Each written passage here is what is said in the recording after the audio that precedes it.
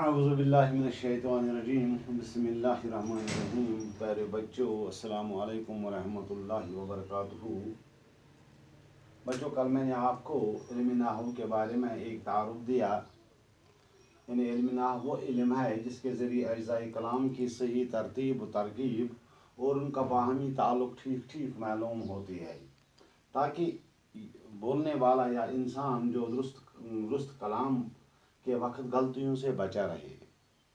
तो फिर मैंने आपको उसके बाद मुरक्कब बताया, मुरक्कब ताम और मुरक्कब नाकिस। इसके बाद मैंने आपको मुरक्कब ताम और मुरक्कब नाकिस के बाद मैंने आपको मुरक्कब नाकिस जो है ना, इसके बारे में बताया था। यानी जिस तरह जब हम मुरक्कब की बात करते हैं तो उसको हम दो या दो से ज़्यादा कलमों के मजमूई को मुरक्कब कहते हैं।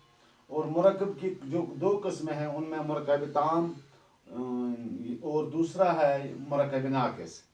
मुरक्कब नाकिस को की जब हम किस्में बयान करते हैं तो हमें सबसे पहले मुरक्कब इजाफ़ी यहाँ आता है। मुरक्कब इजाफ़ी किसको कहते हैं, ज़रा मैं आज ये आपको समझाने की कोशिश करूँगा। मुरक्कब नाकिस दो इसमों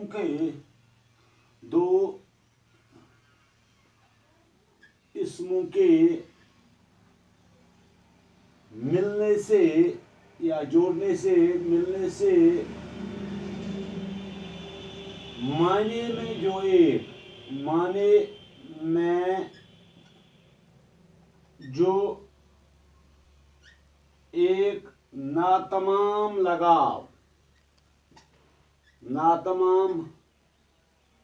लगाव पैदा होता है,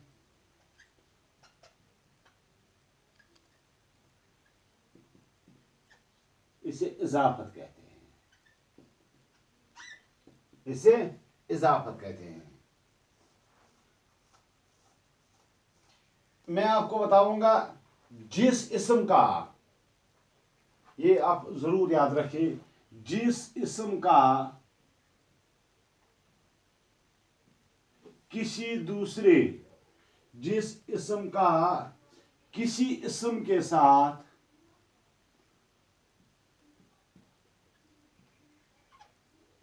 लगाव हो इसको मुज़ाफ इलैह कहते हैं।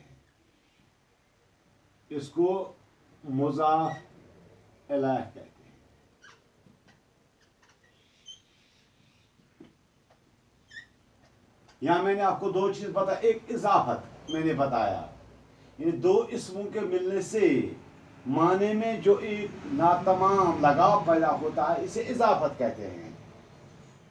जिस इस्म का किसी इस्म के साथ लगाव हो इसको मुज़ाफ कहते हैं। मैं आपके सामने चंद मिसालें रखूंगा।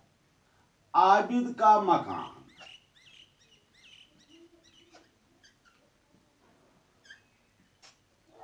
ये एक जुमला है, मगर ये कौन सा जुमला है, ये नाकिस में आता है, क्योंकि यह पूरा वाज़ह भी नहीं। यहाँ हमें ये एक तरह से वाज़ह होता है आबिद का मकान है। आबिद, हम मकान और आबिद के दरमियान एक फर्क करके देंगे। जैसे हम आबिद हमारे पास है तो आबिद, ये मकान आबिद का है और मकान और आबिद के दरमियान एक लगाव है। जैसे हम कहेंगे आबिद मुज़ाफ इलैह है। यहाँ जो हमने बताया, जिस इस्म का किसी इस्म के साथ लगाव हो इसको मुज़ाफ इलैह कहते हैं। इसलिए यहाँ आबिद का लगाव किसके साथ है, मकान है। आबिद हो गया मुज़ाफ इलैह। दूसरा जो है मकान, अब मकान रह गया, मकान हो गया मुज़ाफ।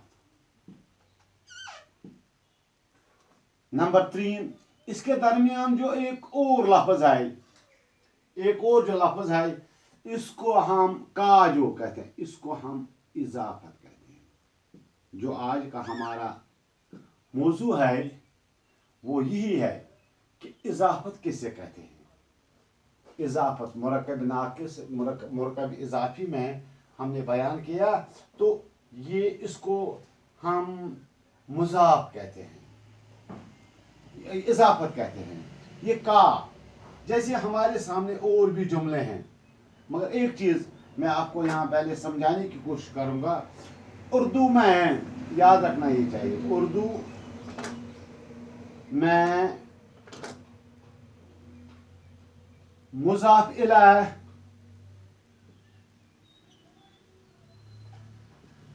اکثر پہلے آتا ہے،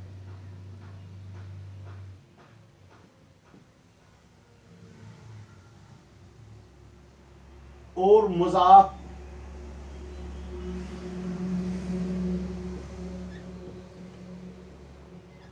پیچھے، یعنی بعد میں. جیسے یہاں عابد مضاف الیہ ہے، عابد مضاف الیہ ہے، مکان یہ بعد میں آتا ہے. یہ دونوں اسم ہیں. پہلے والے کو اردو میں ہم مضاف الیہ کہتے ہیں کیونکہ ان دونوں کے درمیان ایک ناتمام لگاؤ ہے، اس لیے اس کو ہم مضاف الیہ کہتے ہیں. یہ اردو میں پہلے آتا ہے. اور دوسرا جو ہے مکان، یہ اس کو ہم مضاف کہتے ہیں، اس کو ہم. اور جو ان دونوں یعنی مضاف الیہ کے درمیان جو ان کو ربط دیتا ہے، جو ان کو جوڑ دیتا ہے، جو ان میں ایک ناتمام لگاؤ پیدا کرتا ہے، اس کو ہم کیا کہتے ہیں؟ اس کو ہم اضافت کہتے ہیں. اس کو ہم اضافت کہتے ہیں.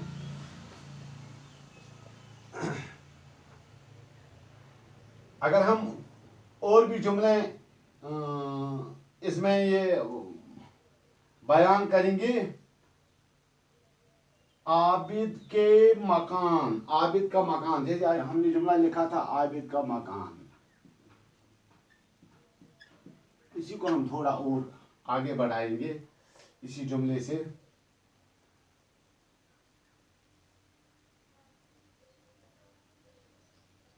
اس کے علاوہ عابد کا مکان ہم نے یہاں بیان کیا، مضاف الیہ اور اضافت. اگر ہم دوسرا ایک اور جملہ یہاں لکھیں گے، احمد کا گھوڑا،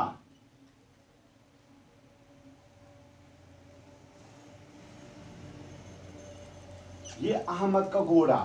ان دونوں کے درمیان ہمیں فرق زیادہ نظر نہیں آتا ہے، مگر ایک چیز یہاں میں آپ کو سمجھانے کی کوشش کروں گا.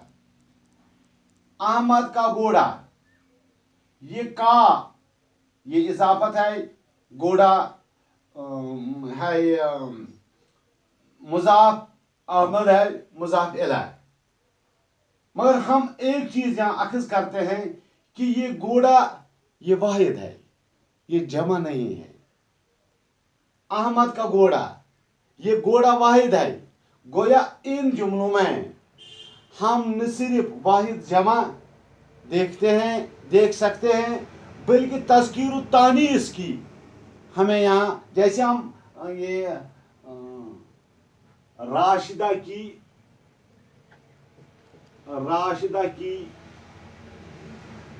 کاپی، جب ہم نے یہاں راشدہ لکھا، کی جب استعمال کیا، تو ہم یہ پوری طرح سمجھ گئے کہ یہ مونس ہے، یہ مونس ہے. گویا مضاف یا اضافت، مضاف الیہ اور اضافت، ان جملوں سے یہاں اگر ہم یہی لکھیں گے، یہ مضاف الیہ ہے، یہ اضافت ہے، مضاف الیہ، اور یہ مضاف ہے. ان دونوں کے درمیان ایک بار پھر میں آپ کو ان دونوں کے درمیان ایک لگاؤ، جو ایک ناتمام لگاؤ پیدا ہو جاتا ہے، ان کے درمیان، ان دو جملوں کے درمیان، ایک دونوں اسموں کے درمیان ایک ناتمام لگاؤ پیدا ہوتا ہے. اور اس درمیانی جو لفظ ہوتا ہے، جو ان کے لگاؤ کا باعث بن جاتا ہے، اسی کو ہم اضافت کہتے ہیں. اور آگے ہم جائیں گے، اگر ہم آگے ہم جب پڑھیں گے تو ہمیں اضافت کی قسمیں بھی یہاں نظر آئیں گی. جیسے کوئی اضافت اس طرح ہوتی ہے، جیسے ہم یہاں اگر عابد کا مکان ہے تو عابد کے مکان کو ہم इजाफत तमलीकी भी कहते हैं, क्योंकि ये मकान किसका है? आबिद का है, ये इसकी मिल्कियत है, ये इसकी जायदाद है, ये इसकी प्रॉपर्टी है। इसको हम क्या कहते हैं? जैसे हम आबिद की गाय, आबिद की गाय। मैं आपको मख्सर तौर इसलिए समझाता हूँ ताकि आप समझ आएंगे। अगर हम बहुत ज़्यादा डिटेल में जाएंगे तो वो मेरे ख्याल में आप बच्चों के लिए ठीक नहीं होगा। इसलिए मैं यहाँ एक बात इसी के साथ समझाता हूँ कि इस जैसे अगर किसी शख्स की कोई प्रॉपर्टी हो या कोई चीज़ किसी ने कहा, जैसे ये मेरा कलम है, ये मेरी मिल्कियत है, ये मेरी जायदाद है, तो इसको हम कहते हैं इजाफत तमलीकी भी कहते हैं। इसी तरह अगर हम आगे जाएंगे, जैसे यहाँ हमने आबिद का मकान, तो ये मकान जैसे हमने पढ़ा है ज़र्फ़ ज़मान ज़र्फ़ मकान जो हमने पढ़ा है, तो ज़र्फ़ ज़मान और ज़र्फ़ ज़मान मकान जब हम कहते हैं, इजाफत ज़र्फ़ी हम इसे कहते हैं, इजाफत ज़र्फ़ी भी इसे कहते हैं। जैसे वक्त का इसमें आएगा, उसका भी आपको ख्याल रखना होता है।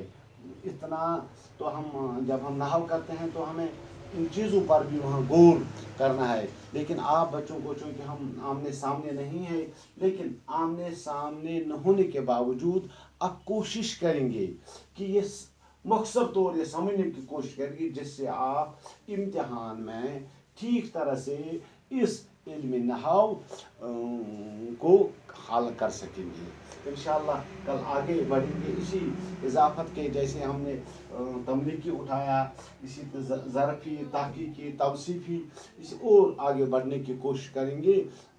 और इंशाअल्लाह रहमान आप भी इम्तिहान से पहले हर ग्रामर के मौजू पर बात करने के लिए तैयार हो जाएं। बाकी वस्सलाम, अस्सलाम वालेकुम।